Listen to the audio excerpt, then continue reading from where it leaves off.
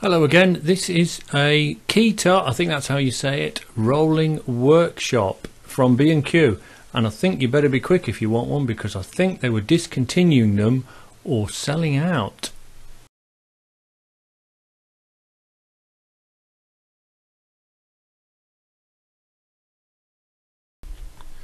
Hello, some time ago I restored this boat. I bought it from a place in Woodbridge, Andy Seedhouse in Woodbridge, Suffolk, and it's 142 miles away from my house. So every operation had to be planned meticulously, and I'm impressed that I can say meticulously. So all the tools, every operation had to be sort of practiced, had to write it down and had to put in the tools and materials that I needed into the car, and if I forgot anything, obviously I couldn't do what it was I went to do.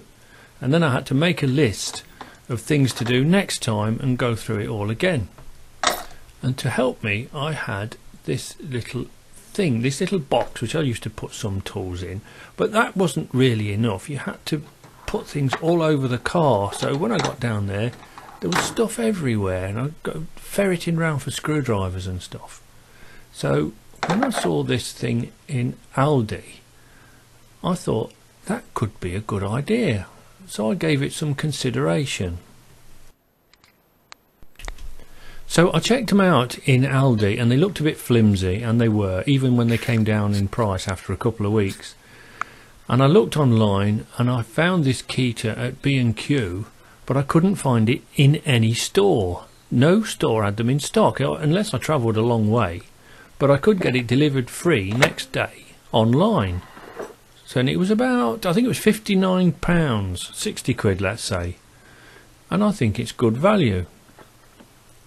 And this is how it came, with this thing on the top, the clear view on the top, and each side unclips like that, each section I should say unclips, and you take it off and then you put it back on, and then you turn it round because that's not the way it fits, because that's the front. Look, I was going by the name, but they're nice clips for the amateur, and all these compartments come out different sizes, or you can take the lot out if you like.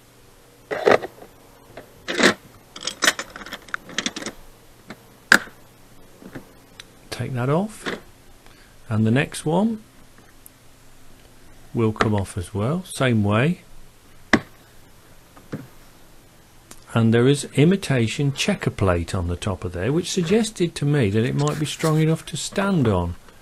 Whoops, I'm about 12 stone, excuse the legs, but it's a heat wave.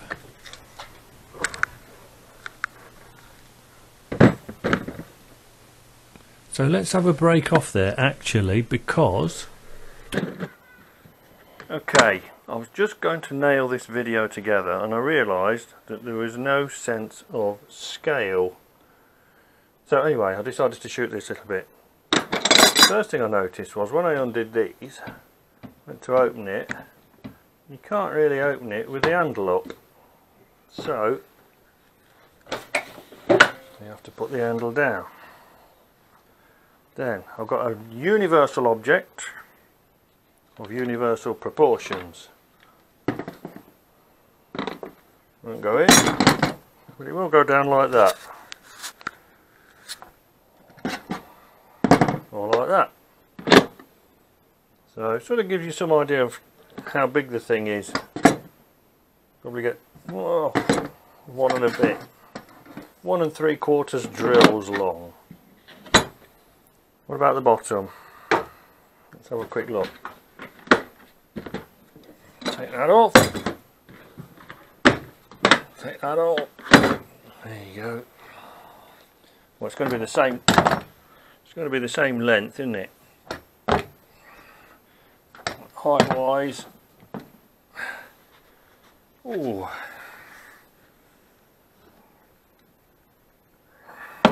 Yeah. I'll give you an idea. Let's try something else then.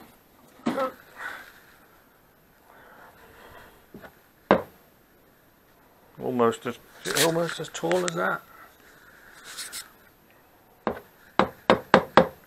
There you go. Anyway, let's something of an idea of how big it is. Quite big. So here we are back in the garden. I'm quite impressed with it. I have used it. It wheels along nicely and it's nice and strong, especially for the amateur. But I mean, having said that, I always look after my gear anyway. I don't chuck it about. And I reckon that that's going to be an asset when I get my next project, which is more than likely to be a long way away. But I think I'm going to use it like that, with that bit in the middle, which is easily to do because it's universal. You can actually buy extra bits as well and make it as big as you like. Go mad.